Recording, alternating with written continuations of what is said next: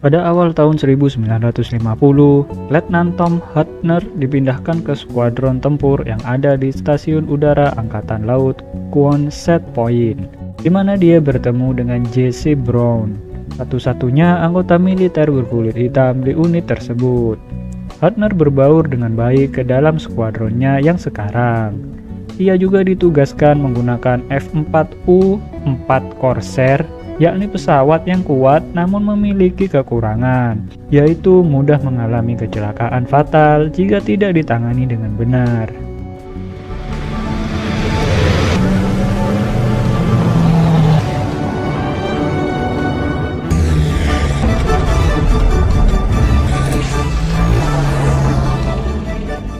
Suatu ketika, mobil milik Brown mogok.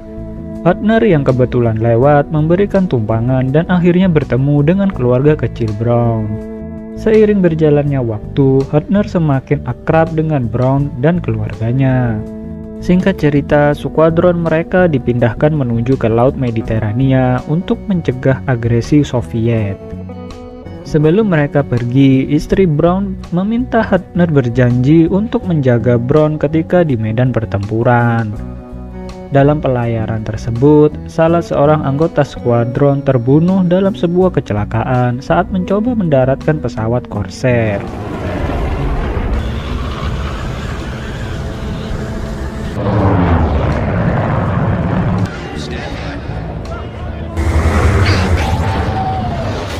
Pada keesokan harinya, skuadron diberitahu bahwa perang telah pecah antara Korea Utara dan Korea Selatan. Pasukan Hartner dan Brown dikerahkan untuk mendukung Korea Selatan. Pada November 1950, Hartner dan yang lain tiba di Korea dan mengetahui bahwa pasukan Tiongkok telah memasuki perang di sisi Korea Utara dan mulai mendorong pasukan Amerika mundur.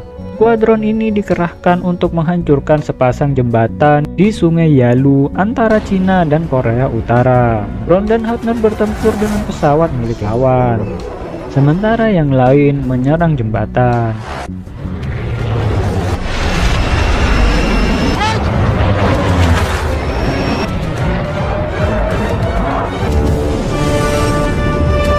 Up in order, my call. Roger that.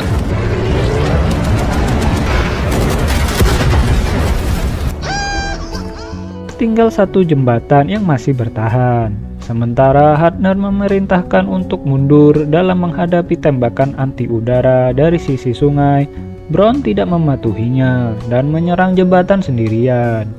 Beruntung dia berhasil melumpuhkan jembatan itu.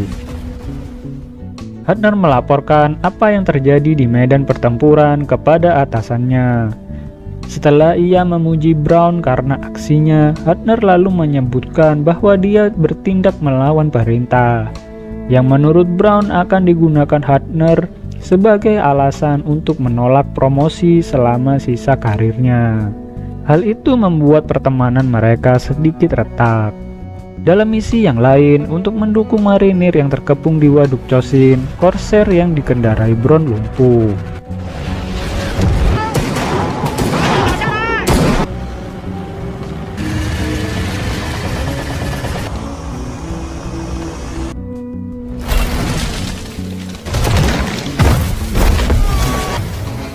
Hartner melihat bahwa Brown masih hidup, namun terjebak di dalam pesawatnya. Hartner lalu dengan sengaja menabrakkan pesawatnya sendiri di tempat terbuka untuk menolong Brown.